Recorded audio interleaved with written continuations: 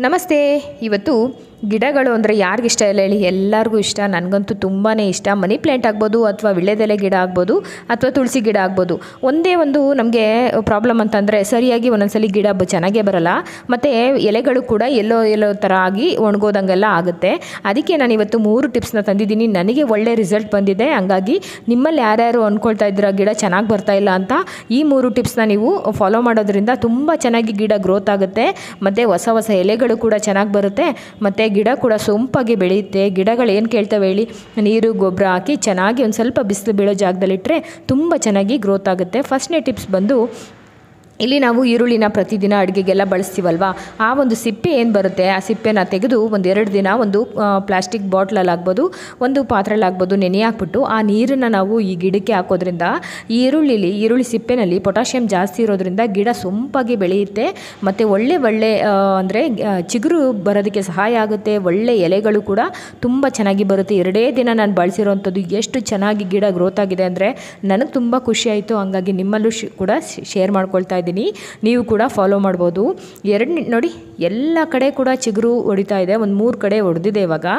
ಅದಕ್ಕೆ ನಿಮಗೆ ತೋರಿಸ್ತಾ ಇದ್ದೀನಿ. 2ನೇ ಟಿಪ್ಸ್ ಬಂದು, ನಾವೆಲ್ಲರೂ ಪ್ರತಿದಿನ ಅಕ್ಕಿ ತೊಳಿತೀವಲ್ವ, ಅಕ್ಕಿ ತೊಳೆದ ನೀರನ್ನ ಚೆಲ್ಬಿಡ್ತೀವಿ. ಅದನ್ನು ಚೆಲ್ಲೋದಕ್ಕೆ ಹೋಗಬೇಡಿ. ಇನ್ಮೇಲೆ ಆ ಒಂದು ತೊಳೆದಿರ್ತಕ್ಕಂಥ ನೀರನ್ನು ನೀವು ತುಳಸಿ ಕಟ್ಟೆಗಾಗಲಿ, ಅಥವಾ ಮನಿ ಪ್ಲ್ಯಾಂಟ್ಗಾಗಲಿ, ಅಥವಾ ವಿಳ್ಯದೆಲೆ ಗಿಡ ಬರ್ತಾ ಇಲ್ಲ ಅನ್ನೋರು ಅದನ್ನು ಕೂಡ ಇದಕ್ಕೆ ಹಾಕೋದ್ರಿಂದ ತುಂಬ ಚೆನ್ನಾಗಿ ನಿಮಗೆ ಗಿಡ ಚೆನ್ನಾಗಿ ಬರುತ್ತೆ. ನೆಕ್ಸ್ಟ್ ಬಂದು, ಈ ಬೇಳೆ ತೊಳೆದ ನೀರು, ಯಾವ ಬೇಳೆ ಆದರೂ ಆಗ್ಬೋದು, ಅವರೇ ಬೇಳೆ, ತೊಗರಿ ಬೇಳೆ, ಸಾಂಬಾರು ಬೇಳೆ, ಯಾವ್ದು ಬೇಕಾದರೂ ಆಗ್ಬೋದು. ಆ ಬೇಳೆ ತೊಳೆದ ನೀರನ್ನು ಕೂಡ ನೀವು ಚೆಲ್ಲೋದಕ್ಕೆ ಹೋಗಬೇಡಿ. ಅದನ್ನು ಕೂಡ ನೀವು ಗಿಡಕ್ಕೆ ಬಳಸ್ಕೊಳ್ಳಿ. ಇದು ಮೊದಲೇ ಹೇಳ್ದಂಗೆ ಅಕ್ಕಿ ತೊಳೆದ ನೀರು, ಈ 3 ಅಕ್ಕಿ ತೊಳೆದ ನೀರು, ಬೇಳೆ ತೊಳೆದ ನೀರು, ಮತ್ತು ನೀವು ಈರುಳ್ಳಿ, ಈ 3 ಇದನ್ನು ನೀವು ನೀರನ್ನ ಬಳಸ್ಕೊಳ್ಳೋದ್ರಿಂದ ಗಿಡ ತುಂಬ ಚೆನ್ನಾಗಿ ಬರುತ್ತೆ. ಈರುಳ್ಳಿದು ಯಾವ ಥರ ಕಲರ್ ಇರುತ್ತೆ ನೀರು ಅಂತ ಬೇಕಾದ್ರೆ ನಿಮಗೆ ತೋರಿಸ್ಬಿಡ್ತೀನಿ. 2 ದಿನ ಆಗಿದೆ ನೆನೆ ಹಾಕಿ. ಅಂದರೆ ಇದನ್ನೇನು ಇಲ್ಲ, 1 ಲೋಟ ನೀರು ಹಾಕ್ಬಿಟ್ಟು ಸ್ವಲ್ಪ ಸಿಪ್ಪೆ ಇರುತ್ತಲ್ವ, ಅದನ್ನು ಹಾಕಿಟ್ರೆ ಆಯಿತು. ಇದು ನಾವು ರೋಸ್ ವಾಟರ್ ಎಲ್ಲ ಯೂಸ್ ಮಾಡ್ತೀವಲ್ವ, ಅದೇ ಥರನೇ ಇರುತ್ತೆ. ಗಿಡ ಸೊಂಪಾಗಿ ಬೆಳೆಯುತ್ತೆ ತುಂಬ ಚೆನ್ನಾಗಿ. ನಾನು ಒಂದು ಗಿಡಕ್ಕೆ ನೋಡೋಣ ಅಂತ ಅಂದ್ಬಿಟ್ಟು ಟ್ರೈ ಮಾಡಿ ನೋಡಿದೆ. ನನಗಂತೂ ತುಂಬಾ ಖುಷಿ ಆಯಿತು. ಇನ್ನು ಬೇರೆ ಗಿಡಕ್ಕೂ ಕೂಡ ಇದೇ ಥರನೇ ಬಳಸ್ಕೊಂಡು ಅದನ್ನು ಕೂಡ ಸ್ವಲ್ಪ ಕೇರ್ ಮಾಡಬೇಕು ಅಂತ ಅಂದ್ಕೊಂಡಿದ್ದೀನಿ. ನೋಡಿ ಯಾವ ಥರ ಕಲರ್ ಇದೆ. ಇದನ್ನು ನೀರನ್ನ ಹಾಕಿ ಸಿಪ್ಪೆನ ನೀವು ಡಸ್ಟ್ಬಿನ್ಗೆ ಹಾಕ್ಬೋದು. ನೋಡಿ, ಇಲ್ಲಿ ಹೊಸ ಚಿಗುರು ಕೂಡ ಬರ್ತಾ ಇದೆ ಕೆಳಗಡೆಯಿಂದ. ಎಷ್ಟು ಚೆನ್ನಾಗಿ ಈ ದಾರದಿಂದ ನಾನು ಕಟ್ಟಿ ಟೈ ಮಾಡ್ಕೊಂಡಿದ್ದೆ ಮೊದಲು. ಇವಾಗ ನೋಡಿ ಎಲ್ಲ ಕಡೆ ಚಿಗುರು ಎಷ್ಟು ಚೆನ್ನಾಗಿ ಬಂದಿದೆ ಅಂತ ನಿಮಗೆ ಗೊತ್ತಾಗ್ತಾ ಇದೆ ಅಲ್ವಾ? ನೋಡಿ, ಎಲ್ಲ ಕಡೆ ಹೊಸ ಎಲೆಗಳು ಕೂಡ ಬಂದಿದೆ, ಚಿಗುರು ಕೂಡ ಒಡ್ಕೊಂಡು. ಮತ್ತೆ ಅದನ್ನೆಲ್ಲ ನೀಟಾಗಿ ಒಂದು ಕಾಟನ್ ಬಟ್ಟೆನಲ್ಲಿ ಕಟ್ಟಿದ್ದೀನಿ. ಈ ಥರ ಕಟ್ಕೊಂಡು ಸುತ್ತ ನಾವು ಎಣ್ಕೊಂಡು ಬಂದರೆ ತುಂಬ ಚೆನ್ನಾಗಿ ಮನಿ ಪ್ಲ್ಯಾಂಟ್ ಬರುತ್ತೆ. ಬೇರೆ ಗಿಡಕ್ಕೂ ಕೂಡ ಇದೇ ಥರನೇ ಈ ಬೇಳೆ ತೊಳೆದ ನೀರೆಲ್ಲ ಹಾಕಿ ನೋಡ್ಕೋಬೇಕು ಅಂತ ಅಂದ್ಕೊಂಡಿದ್ದೀನಿ.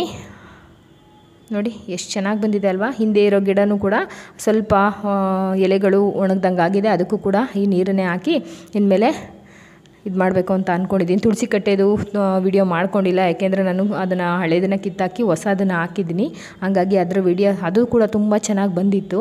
ಆದರೆ ಹಳೇದು ಆಗ್ತಾ ಅಷ್ಟು ಚೆನ್ನಾಗಿರಲ್ಲ ಅಂತ ಅದ್ರ ಕೆಳಗಡೆ ಇರೋವಂಥ ಬುಡದಲ್ಲಿ ಹೊಸದಾಗಿ ಬರ್ತಾಯಿತ್ತು. ಹಂಗಾಗಿ ಅದನ್ನು ಬಿಟ್ಕೊಂಡು ಇದನ್ನು ತೆಗೆದಿದ್ದೀನಿ.